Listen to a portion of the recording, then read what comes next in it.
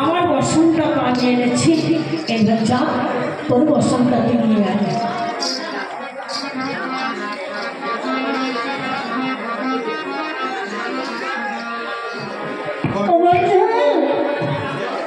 আমার বসনটা খানা দাও ফিরিয়ে, নইলে কেমন করে গৃহমাঝে ফিরে যাবো বলো। ও বন্ধু, বসের খানা দাও। তুমি অমনি করে বসন চাইলে তো আমি কখনো বসন দেব না।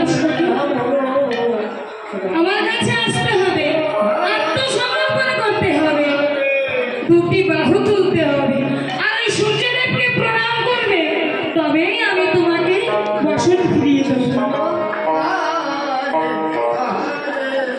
বেশ তাই হবে, আমি তো একলা পড়ে আছি।